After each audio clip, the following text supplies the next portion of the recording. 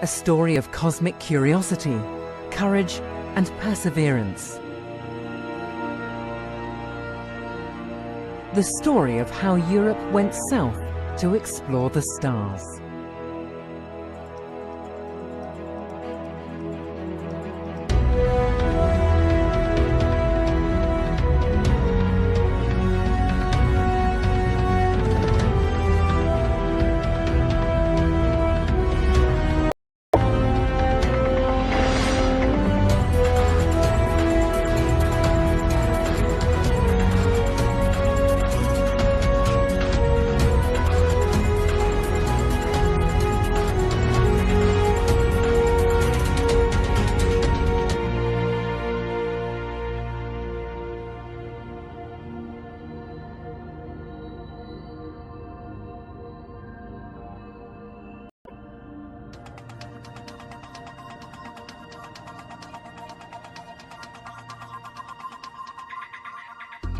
Welcome to ESO, the European Southern Observatory. 50 years old, but more vital than ever.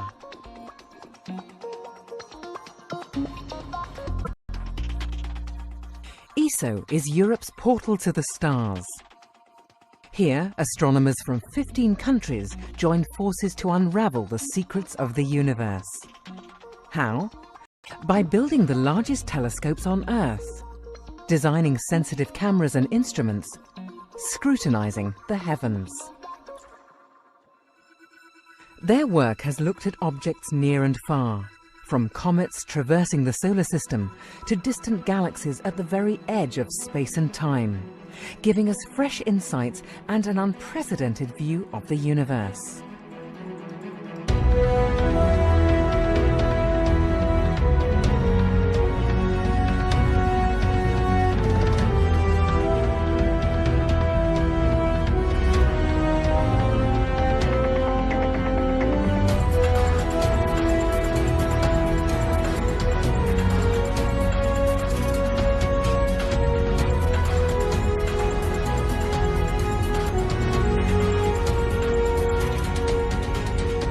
A universe of deep mysteries and hidden secrets, and staggering beauty. From remote mountaintops in Chile, European astronomers are reaching for the stars. But why Chile? What made the astronomers go south? The European Southern Observatory has its headquarters in Garching, Germany. But from Europe, only part of the sky can be seen. To fill in the gaps, you have to travel south.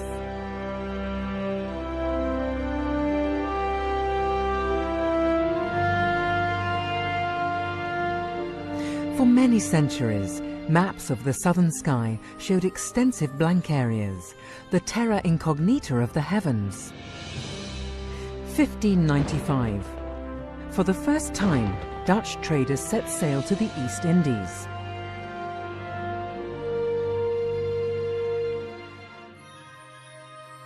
At night, navigators Peter Kaiser and Friedrich de Houtman measured the positions of more than 130 stars in the southern sky.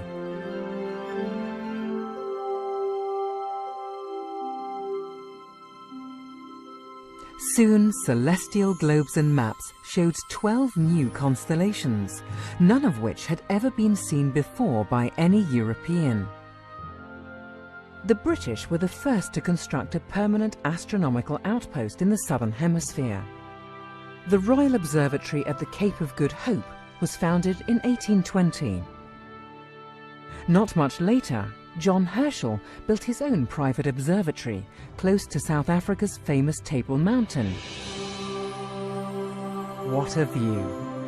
Dark skies, bright clusters, and star clouds high overhead. Little wonder that Harvard, Yale, and Leiden observatories followed suit with their own southern stations.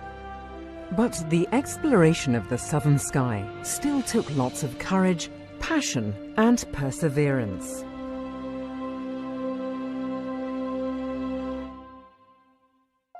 Until 50 years ago, almost all major telescopes were located north of the equator. So why is the southern sky so important? Well, first of all, because it was largely uncharted territory. You just can't see the whole sky from Europe. A prominent example is the center of the Milky Way, our home galaxy.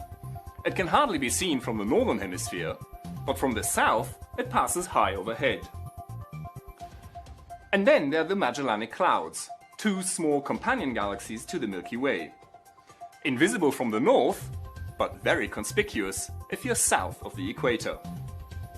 And then finally, European astronomers were hindered by light pollution and poor weather. Going south would solve most of their problems. A scenic boat trip in June 1953. It was here, on the IJsselmeer, that the German-American astronomer Walter Baade and the Dutch astronomer Jan Oort told colleagues about their plan for a European observatory in the southern hemisphere. Individually, no one European country could compete with the United States. But together, they might. 7 months later, 12 astronomers from 6 countries gathered here, in the stately Senate room of Leiden University. They signed a statement expressing the desire to establish a European observatory in South Africa. This paved the way for the birth of ESO. But hang on, South Africa? Well, it made sense, of course. South Africa already had the Cape Observatory and, after 1909, the Transvaal Observatory in Johannesburg. Leiden Observatory had its own southern station in Hartbeespoort. In 1955, astronomers set up test equipment to find the best possible spot for a big telescope. Zeekoegat in the Great Karoo, or Tafelkopje near Bloemfontein. But the weather was not all favourable.